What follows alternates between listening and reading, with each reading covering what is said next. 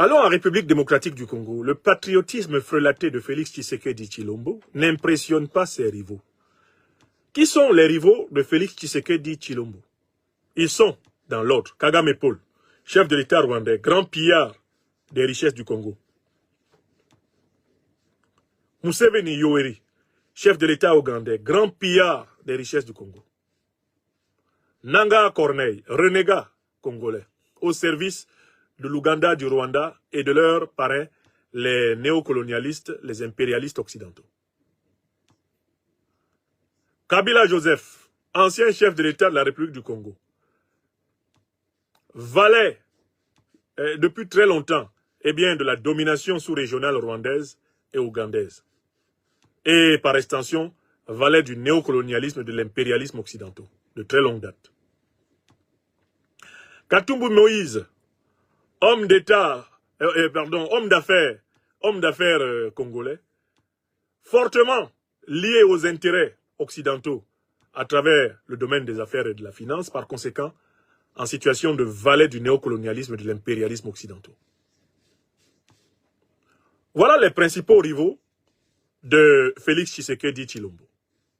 Vous aurez remarqué que Kagame, Museveni, Nanga Corneille, Kabila Joseph, ou même Moïse Katumbi ont tous comme maître les grandes puissances européennes et le duo anglo-américain, avec tous leurs alliés au Moyen-Orient, dont notamment Israël. Mais les grandes puissances de l'Union européenne, la puissance anglo-américaine et leurs alliés du Moyen-Orient sont exactement les tuteurs de Félix Tshisekedi. Tshisekedi, qui est l'actuel chef de l'État de la République démocratique du Congo, pense pouvoir coiffer au poteau Kagame, Museveni, Kabila Joseph, Nanga Corneille et Katumbi Moïse en vendant moins cher que le Congo aux Occidentaux. Je recommence. Quel est le chemin qu'a choisi Tshisekedi Félix pour tirer le tapis, littéralement sous le pied de ses rivaux? Il n'a pas choisi de remettre en cause la domination et l'exploitation de la République démocratique du Congo par le néocolonialisme et l'impérialisme occidentaux. Non. Ce qu'il a choisi, c'est de faire une offre de coopération beaucoup plus compétitive, beaucoup plus juteuse aux puissances impérialistes et néocolonialistes occidentales que celle de Kagame, que celle de Nanga, que celle de Moïse Katumbi, que celle de Kabila Joseph ou de Museveni Yoweri. Vous comprenez ce qu'il a décidé de faire? Si Kagame prend l'or, le cobalt, l'uranium, etc. pour vendre ça, mettons, à 10 francs, Tshisekedi, lui, il est prêt à vendre ça à 1 franc.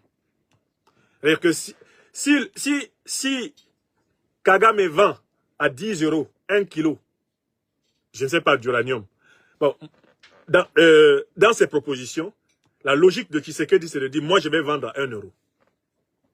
Autrement dit, Tshisekedi pense pouvoir convaincre les tuteurs néocolonialistes et impérialistes de faire directement leurs affaires avec lui.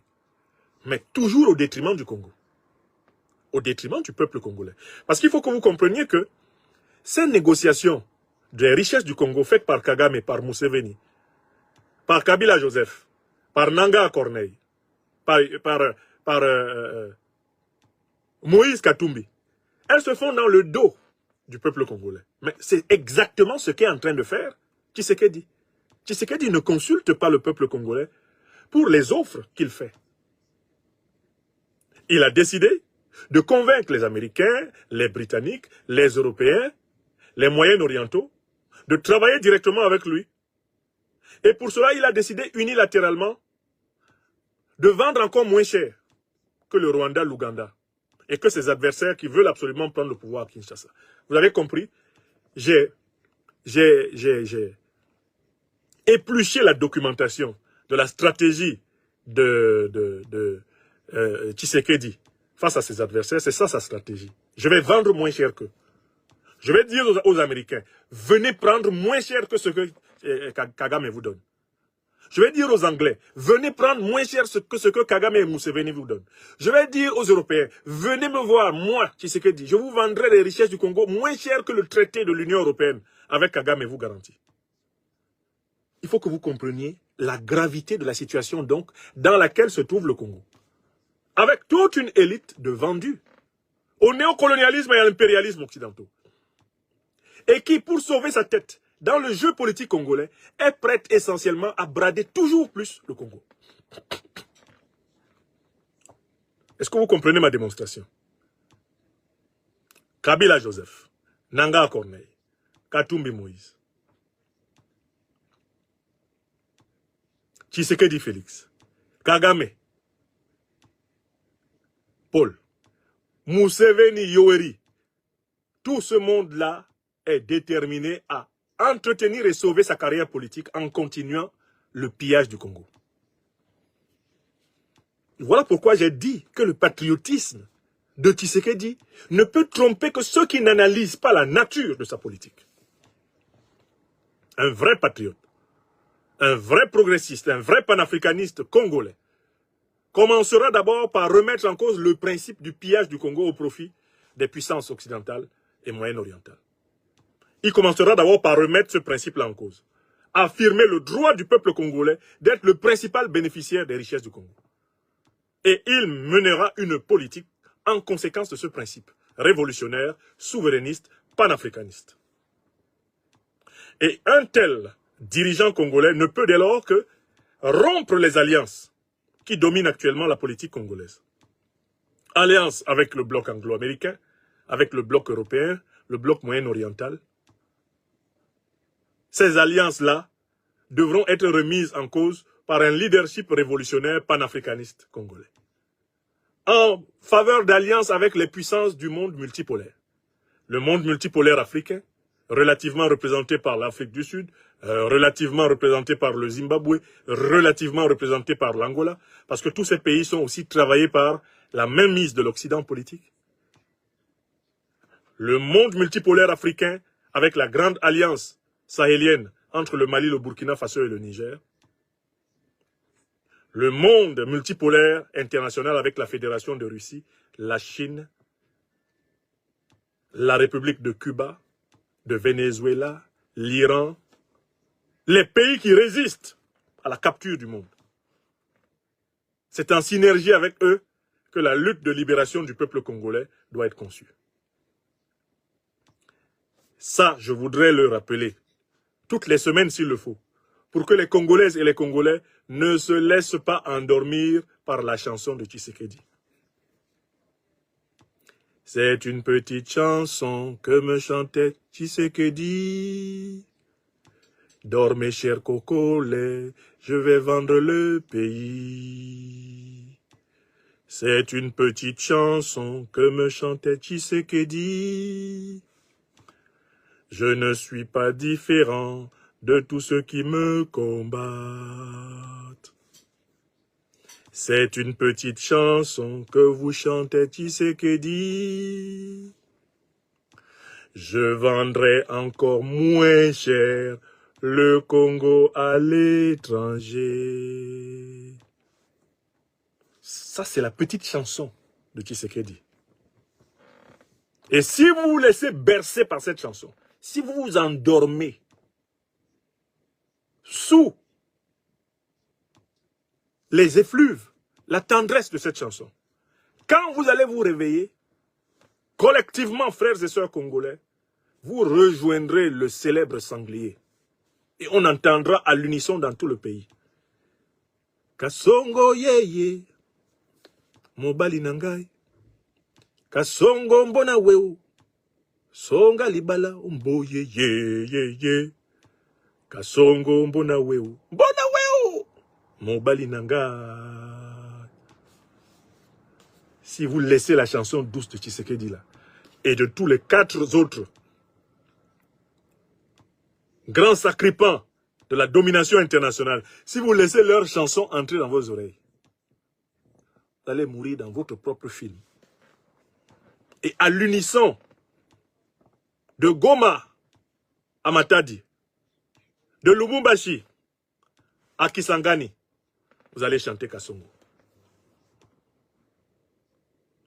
Le Congo a besoin d'un nouveau leadership panafricaniste révolutionnaire que ce soit dans l'armée et dans la société civile. Lui seul peut conduire ce pays vers des horizons fructueux.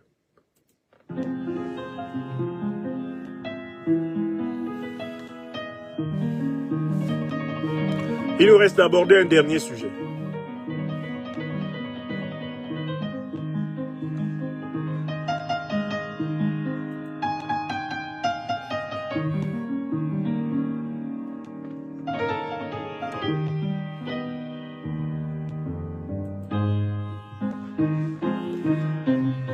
Vous écoutez Douga.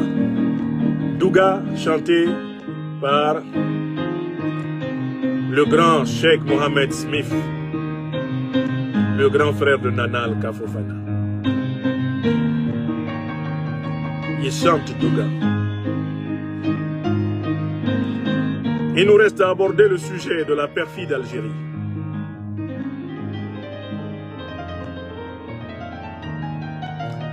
Le festival des vérités crues se poursuit.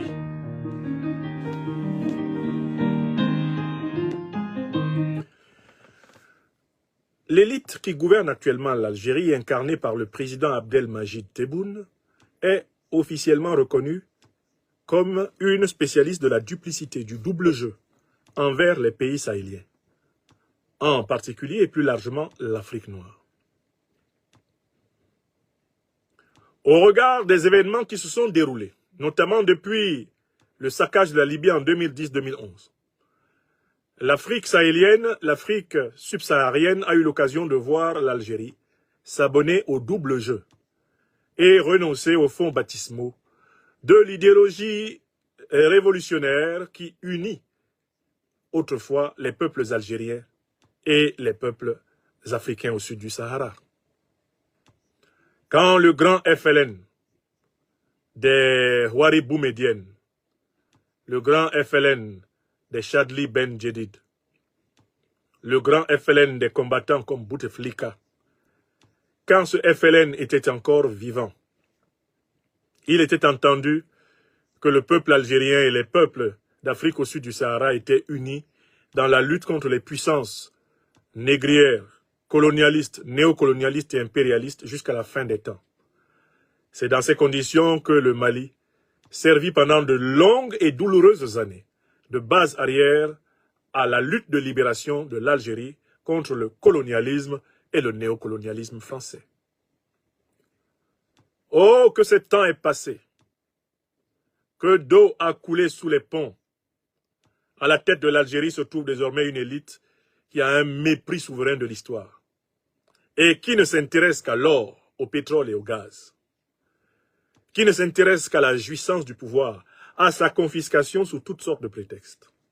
L'élite incarnée par la grande dictature des généraux algériens, dont la marionnette visible est bien sûr le président Abdelmajid Tebboune. Une élite qui est un vrai problème pour le peuple algérien, dont l'écrasante majorité de la population connaît des difficultés socio-économiques énormes.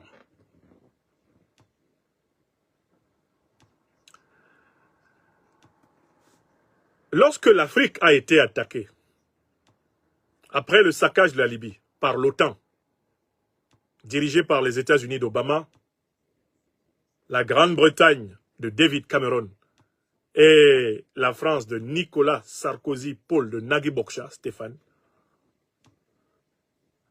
les Africains se sont laissés dire que ceux qui les attaquaient au Mali, au Burkina, au Niger, au Cameroun, au Tchad, au Nigeria, que c'était des djihadistes, des gens qui venaient imposer une certaine compréhension de l'islam aux peuples africains, y compris à des peuples déjà islamisés.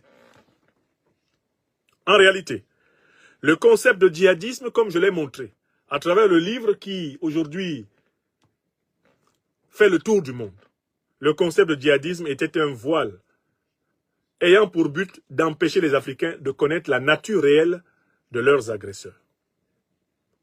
Il n'y a jamais eu de djihadistes en Afrique. Dans la guerre contre la Libye et dans l'invasion que le continent connaît à la suite de l'effondrement de la Libye, ce n'étaient pas des djihadistes. Les deux principales organisations terroristes qui agissent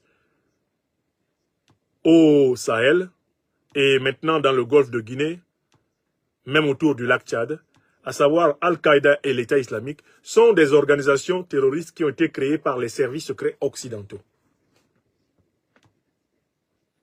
Tous les documents déclassifiés établissent très clairement la création d'Al-Qaïda dans les années 80 par la CIA en Afghanistan pour combattre les soviétiques. Le financement constant d'Al-Qaïda depuis lors par les services américains a été attesté par les dernières révélations en date de Mme Tulsi Gabbard, chef du renseignement américain actuel, et M. Elon Musk, chef de l'agence de la bonne gouvernance américaine. L'État islamique, l'actuel président américain a dévoilé le poteau rose, est une création des services américains sous la présidence Obama-Clinton. C'est une révélation qui a été faite par plusieurs reprises par le président Donald Trump, actuel président des États-Unis d'Amérique. Mieux, grâce maintenant à la déclassification des documents officiels américains, on a trouvé des paiements directs du Trésor américain à Al-Qaïda et à l'État islamique. Ce qui a permis à Mme Tulsi Gabbard d'affirmer le 31 janvier 2025 devant le Sénat américain la chose suivante. J'ai honte. Nous avons régulièrement financé les groupes terroristes qui ont déstabilisé l'Afghanistan, l'Irak, la Syrie, la Libye, l'Afrique.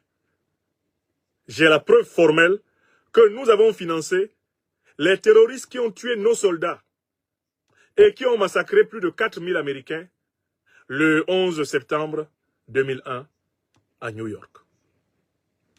Voilà, in extenso, presque mot pour mot, les révélations de Mme Tulsi Gabbard sur la base de documents. On a d'ailleurs pu identifier les paiements directs aux organisations terroristes. Par exemple, un paiement de 14 millions de dollars qui est parti de la caisse du Trésor américain, de l'USAID, vers des organisations terroristes au Mali. Ce paiement a fait l'objet d'une protestation officielle du gouvernement malien demandant qu'une enquête soit ouverte pour non seulement punir ceux qui ont payé, mais également chercher et punir ceux qui ont reçu de l'argent que le Mali n'a jamais vu. Donc, aujourd'hui, on sait que l'Afrique n'est pas attaquée par des djihadistes. L'Afrique est attaquée par des mercenaires terroristes au service des grandes puissances de l'OTAN. C'est ça la thèse scientifique.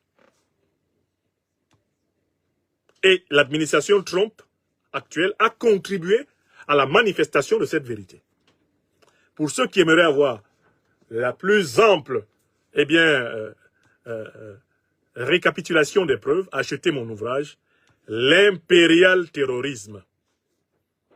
Vous pouvez le commander via Amazon. L'impérial terrorisme, il vous sera livré partout où vous le voulez dans le monde.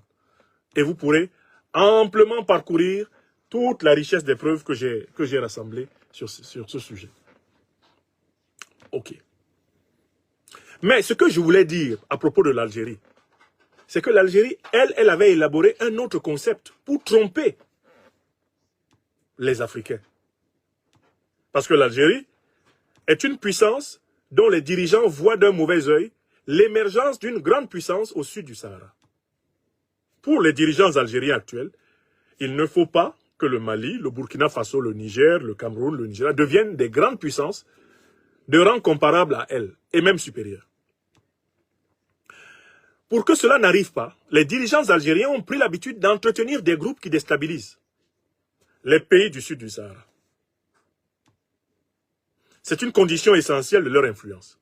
Et le concept que les dirigeants algériens actuels ont élaboré pour camoufler ces groupes de déstabilisateurs, de terroristes à leur service, c'est le concept de sécessionnisme. Le djihadisme a permis de cacher l'intervention de l'OTAN dans les affaires africaines à travers des mercenaires terroristes. Le concept de djihadisme a été le voile utilisé par l'OTAN. Mais le voile utilisé par l'Algérie, c'est le concept de sécessionnisme.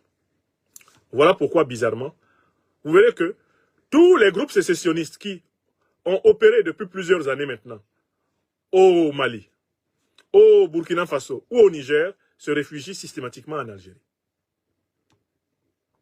Donc le sécessionnisme est un concept selon lequel ces groupes appartiendraient à des populations qui sont discriminées, qui seraient ostracisées, qui seraient menacées, qui seraient maltraitées dans leur pays de résidence respectif. Et par conséquent, ces populations se replieraient en Algérie pour bénéficier de la protection d'un État humanitaire, gentil, bon, débonnaire, bienveillant, doux, un État presque divin, qui leur permet d'articuler leurs revendications afin d'obtenir le droit à une plus grande considération dans leur pays d'origine. Voilà le concept inventé par la géostratégie, la géopolitique algérienne pour infiltrer le Mali, infiltrer le Niger, infiltrer le Burkina Faso, infiltrer tout le Sahel, infiltrer toute l'Afrique au sud du Sahara. Or, en fait, ces groupes sécessionnistes ont des revendications farfelues. Les uns prétendent qu'ils sont des Touaregs et que les Touaregs seraient menacés partout. C'est faux. C'est un mythe qu'ils entretiennent, y compris par des exactions commises opportunément contre des populations Touaregs, afin d'entretenir le mythe de la population Touareg pourchassée. Je vous rappelle que une bonne partie des crimes qui sont commis contre certaines communautés Peul sont commis par des terroristes instrumentalisés par les mêmes puissances, dans le but de faire incriminer les Dogons, dans le but de faire incriminer les Bambara, dans le but de faire incriminer les non-Peuls. On instrumentalise même des Peuls à tuer des Peuls. Dans le but de faire incriminer des Dogons, on va instrumentaliser même des Dogons à tuer des Dogons. Dans le but, c'est-à-dire que pour semer la chienlit dans toute la sous-région, on utilise des effets de croisement, on utilise des effets de miroir entre les populations pour les jeter les unes contre les autres. Ça, vous connaissez cette méthode.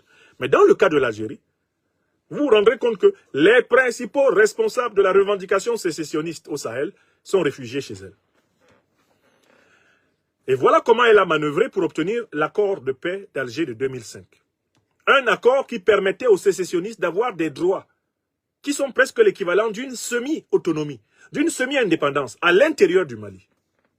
Parce que l'accord d'Alger de 2005 n'est rien d'autre que l'accord d'Alger de 2015, pardon. L'accord d'Alger de 2015 n'est rien d'autre que, en réalité, le démembrement de l'État malien en faveur de sécessionnistes qui, eux, vont brader les richesses du sous-sol du Mali à la puissance algérienne et aux puissances occidentales. Donc, quel est le deal des dirigeants algériens? Je vous demande de ne pas confondre ces dirigeants avec le peuple algérien, qui lui-même est victime de ces dirigeants. La stratégie, c'est on va soutenir des groupes sécessionnistes, on va forcer les États au sud du Sahara à négocier avec les groupes sécessionnistes, on va obtenir ainsi pour ces groupes sécessionnistes une autonomie relativement prononcée sur des régions entières de leur territoire, et ainsi l'Algérie va pouvoir exploiter les richesses de cette partie de ces pays.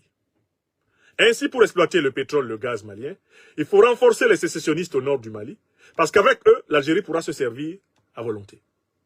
Pour exploiter l'uranium, exploiter le manganèse, le fer, le cobalt nigérien, on va encourager les groupes sécessionnistes et éventuellement Touareg, donc au nord du Niger, parce que grâce à ces groupes, qu'on va remettre littéralement au cœur du pouvoir politique au Niger, on va pouvoir exploiter tranquillement ce qui intéresse les oligarques algériens au Niger. On va faire la même chose partout. On fragilise le pays, on encourage les mouvements sécessionnistes, on organise des négociations artificielles qui permettent à ces mouvements de gagner en autonomie. Grâce à cette autonomie, on envoie les multinationales algériennes se servir. Donc en fait, les dirigeants algériens actuels ont conçu un projet néocolonialiste saharien contre le Sahel. C'est ce que j'appelle le néocolonialisme saharo-sahélien. Abdelmajid Tebboune et ses compagnons sont auteurs d'un néocolonialisme saharo-sahélien qui est en bonne entente, qui est en bonne articulation avec le néocolonialisme, l'impérialisme occidentaux. Voilà ce qu'il faut comprendre.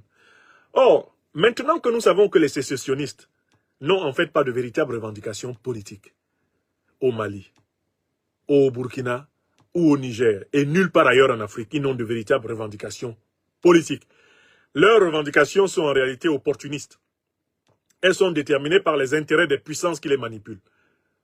Le concept de sécessionnisme est désormais récusé dans la science politique sahélienne.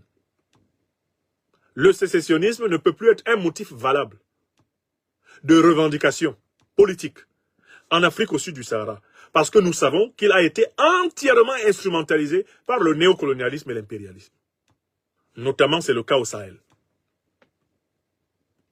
Donc, le voile sécessionniste derrière lequel se cachait l'Algérie est aussi déchiré. Comme le voile djihadiste est déchiré d'un côté, le voile sécessionniste déchiré de l'autre, les puissances néocolonialistes et impérialistes occidentales et moyen-orientales sont en nu, et la puissance néocolonialiste saharo-sahélienne qu'est l'Algérie est également en nu. Voilà comment le vaste complot contre l'Afrique au sud du Sahara est à découvert. Et c'est ce que je voulais vous montrer. Que quelqu'un ne vous parle plus jamais de sécessionnistes du nord du Mali, sécessionnistes du Niger, sécessionnistes du Burkina, sécessionnistes de partout, ça ne vaut plus rien en Afrique. Ça ne vaut plus rien. Parce que l'essentiel des mouvements sécessionnistes que nous avons sur le continent sont instrumentalisés par les puissances étrangères pour continuer à nous affaiblir. C'est ce que je voulais démontrer. Donc, que la presse d'État, que la diplomatie algérienne, que les autorités algériennes actuelles se le tiennent pour dit. Les Africains savent qu'ils n'ont pas de sécessionnistes au Mali, mais des terroristes au service d'intérêts étrangers. N'oubliez pas de vous abonner et d'activer la cloche de notification pour rester informé de nos prochaines vidéos. Restez à l'écoute pour les développements passionnants à venir.